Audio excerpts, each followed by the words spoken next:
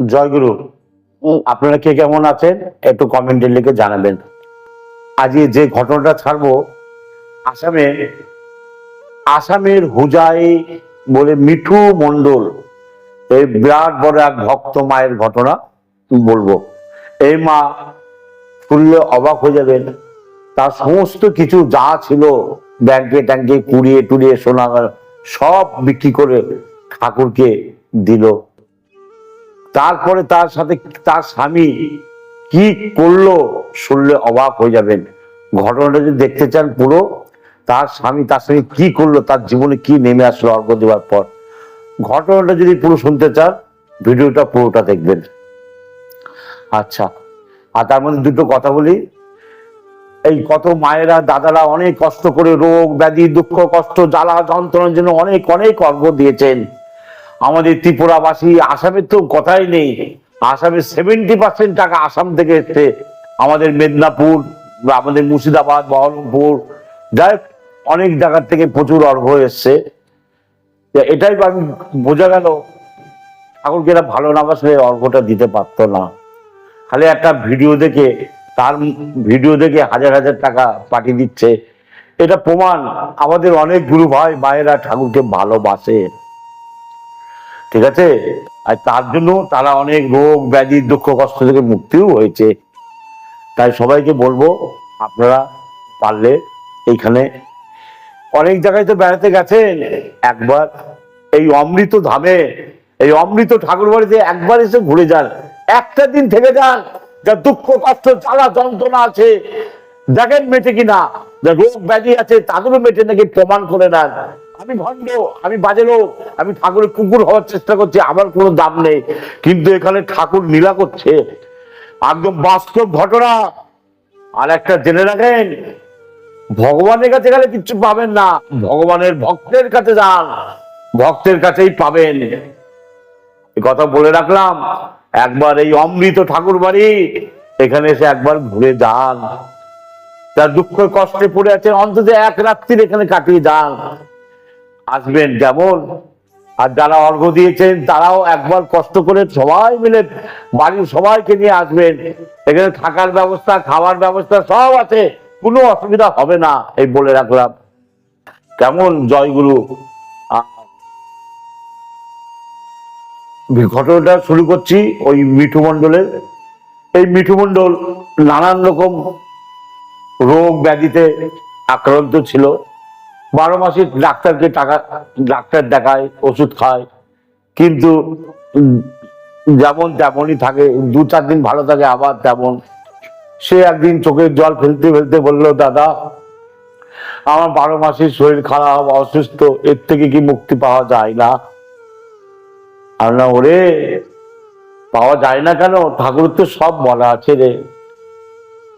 ঠাকুর এবার এই যে ঠাকুর গরু দান, লোহা দান, মাটি দান চাইতো, তুই আমাকে ঠাকুরের জন্য কিছু মন খুলে যা আছে দান করে দে। বাবা বললো রোগের কথা বললো, দাদা রোগের কথা তো হলো, বাড়িতে স্বামী নিয়ে অশান্তি জোর ঝামেলা এ তো লেগেই আছে, আর সবই কাটবে, তাকে দিয়েই দেখ। সে বিশ্বাস করলো, অর্ঘ্য দিল। দেখেন তার কি হলো সেই মায়ের মুখেই শুনুন। এটা আমি বললে তো বিশ্বাস করবেন না, যার সাথে ঘটেছে সেই বলবে। আপনার ভিডিওটা দেখুন। জয় গুরু, বন্দে পুরুষোত্তম। কেমন আছেন দাদা ও মায়েরা? আশা করি ঠাকুরের কৃপায় সবাই ভালো আছেন।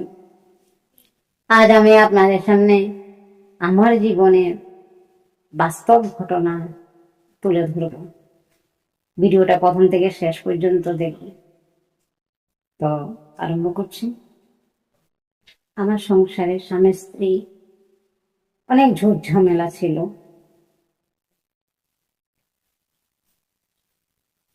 আমি অসুস্থ, অনেক দিন যাবৎ অসুস্থতায় ভোগ করেছিলাম। অনেক ডাক্তার দেখিয়েছি, কিন্তু তাতেও কোনো কাজ হয়নি।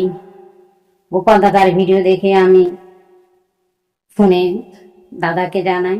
দাদা বলল, ঠাকুরকে আগে নিজের মতো করে ভালোবাসো, ঠাকুরকে খেতে দাও, ডাল ভাত, শাক ভাত, সেদ্ধ ভাত, যাই জুটে ঠাকুরকে আগে খেতে দাও।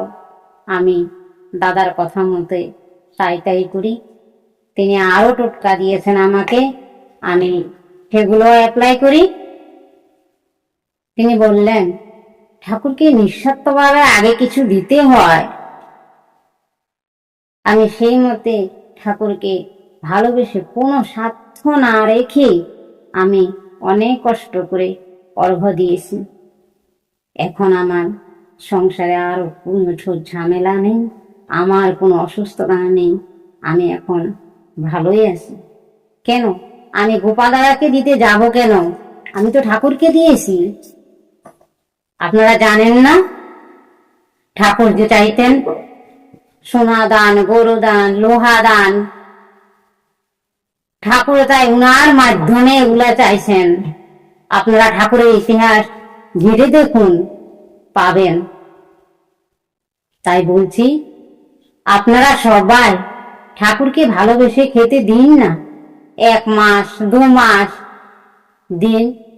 ঠাকুর বলেছেন, দিতে যে পারে না পাওয়াও তার ঘটে না। আপনারা কি জানেন গোপাল দাদা যে আশ্রম তৈরি করছেন, সেই 1 টাকাও তিনি নিজের জন্য রাখেন না। সেই অর্ঘ্যগুলো তিনি মন্দিরের কাজে লাগান। গোপাল দাদাকে কেউ খারাপ ভাববেন না, ইনি স্বয়ং নারায়ণ, উনার মাধ্যমে ঠাকুর অর্ঘ্য নিচ্ছেন। আপনারা যাচাই করে দেখুন, উনাকে বিশ্বাস করুন। সত্যি বলছি, উনাকে বিশ্বাস করলে, উনার কথা মানলে আপনাদের ভালো হবে। যারা মানে না তাদের ভালোও হয় না। জয় গুরু। এবার একটু ছোট্ট একটা গান করব। চড়েছি যে নামের তরি, ভব সাগর দিয়ে পারি, যাব দয়াল তোমার কাছে, এবার তোমার দেশে। তুমি যখন আছো সাথে, ঝঞ্ঝা এলে কি ভয় তাতে। তুমি যখন আছো সাথে, ঝঞ্ঝা এলে কি ভয় তাতে। ডুববো না তো মাছ দরিয়ায়, রইব সদাই ভেসে।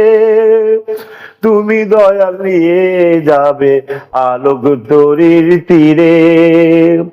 চড়েছি যে নামের তরি, ভব সাগর দিয়ে পারে, যাব দয়াল তোমার কাছে, এবার তোমার দেশে। এখানে আর কি ঘটনাটা শেষ করলাম।